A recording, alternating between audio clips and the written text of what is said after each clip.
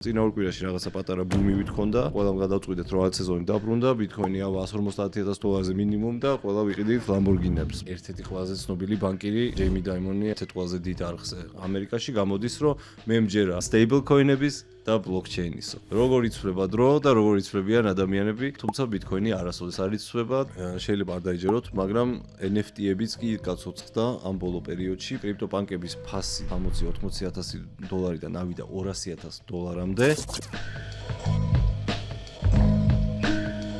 გამარჯობა, მე ვარ გიორგი ბიტნეტიდან და დღეს გვაქვს კრიპტო ნიუსები. ამ კვირაში ჩვენ ვილაპარაკებთ რა ხდება ბიტქოინში და ეთერიუმში.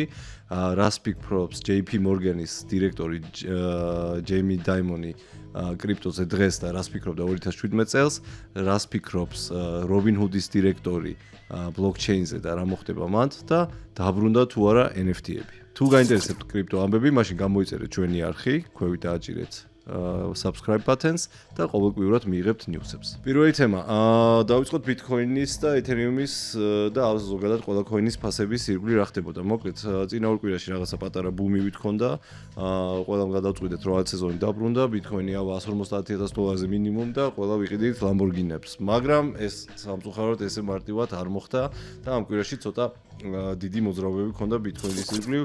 116-დან 118-ის ფარგლებში თამაშობდა, ეთერიუმი 3800-ის ზევით ქვევით დადიოდა და მოკლედ ცოტა გაუგებრობა იყო.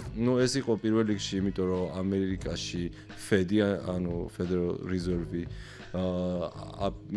ქონდა შეხვედრა და გადაიწყვიტა თუ აწევდა პროცენტს, ან დატოვებდა, ან შეამცირებდა.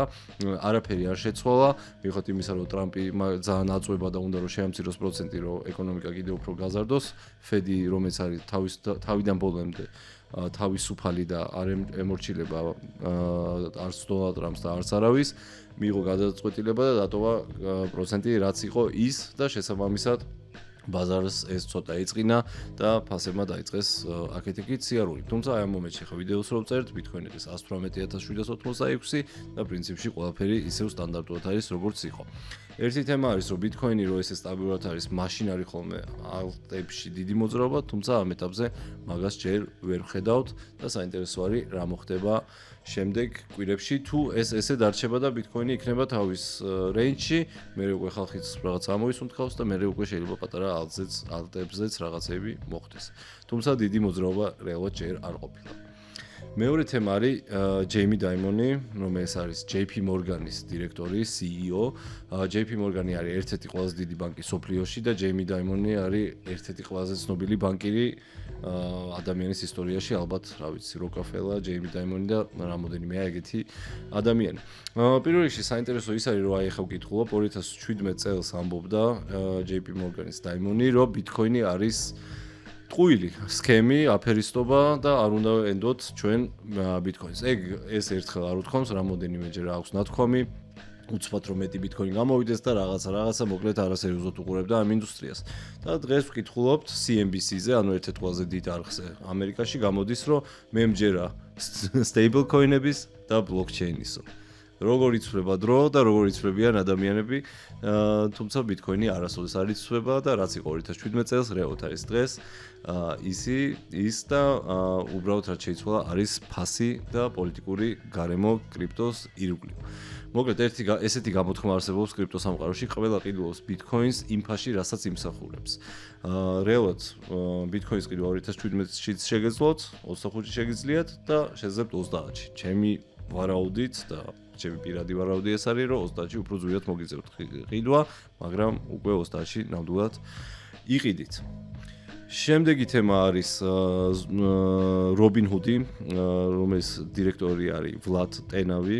Robinhood-ი არის ერთ-ერთი ყველაზე დიდი საინვესტიციო კომპანია სოფლიოში და ყავს ძალიან ბევრი მომხმარებელი პირველ რიგში ამერიკაში. Robinhood-ი რითაც ამოყობს არის, რომ ყველაზე მარტივი გზა არის, რომ ადამიანმა დაიწყოს ინვესტირება აქციებში, სხვა ფასიან ქაღალდებში, ETF-ებში, ოქროში და მათ შორის კრიპტოში. და რას ამბობს ახლა თვითონ დირექტორი ამ კომპანიის? ის ამბობს, რომ ტოკენიზაცია არის foundation-ი ამ ახალ ფინანსური სისტემის.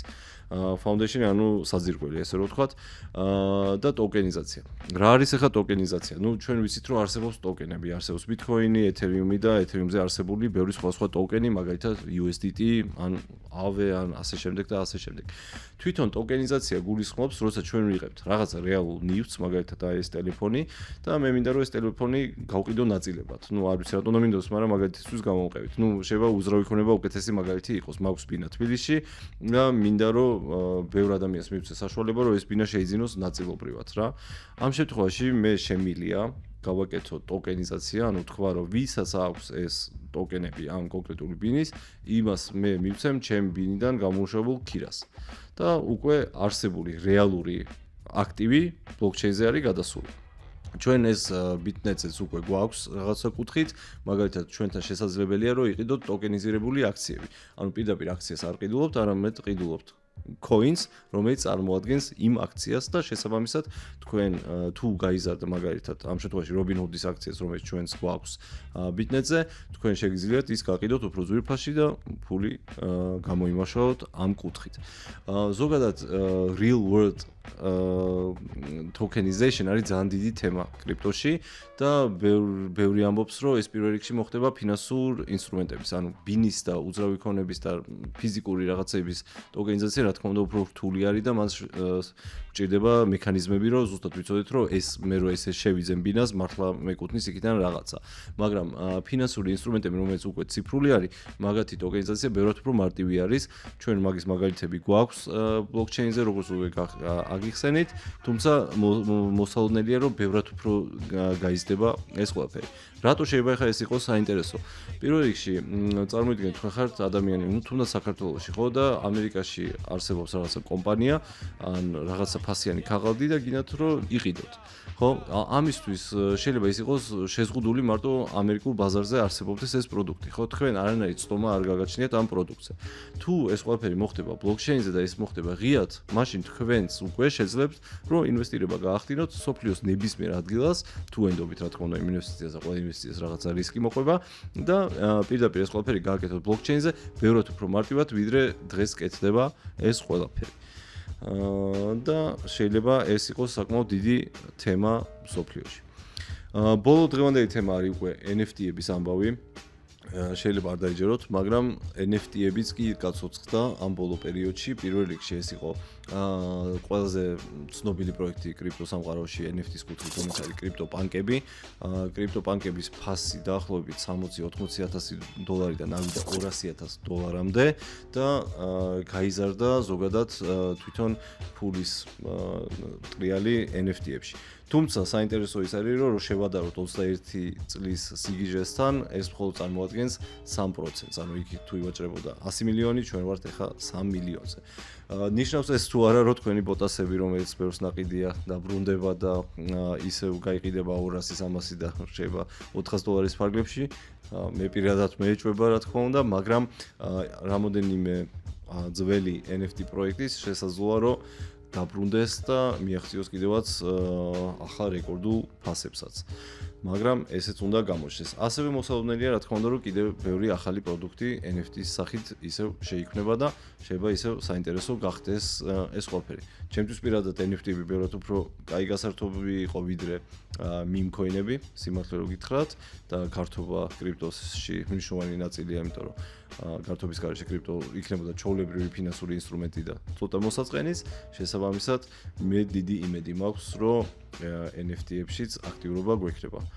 და ხო, მე მეც გავყიდი რამოდენიმე NFT-ს, რომელიც შემორჩა სულ ტყუილა და ალბათ დიდი ხნის წინ უნდა გამეყიდე. ეს არის ამ კვირის ამბები. თუ კითხვები გაქვთ ჩვენ ნიუსებთან დაკავშირებით ან რამე კონკრეტული თემა გაინტერესებთ და გინდათ რომ განვიხილოთ ნიუსების ფარგლებში, მაშინ დაგვიკომენტარეთ. თუ გაინტერესებთ ეს თემა, მაშინ გამოიწერეთ ჩვენი არხი და ჩვენ ყოველკვირად მოგაწოდებთ ინფორმაციას კრიპტოს სამყაროს შესახებ. მადლობა დიდი.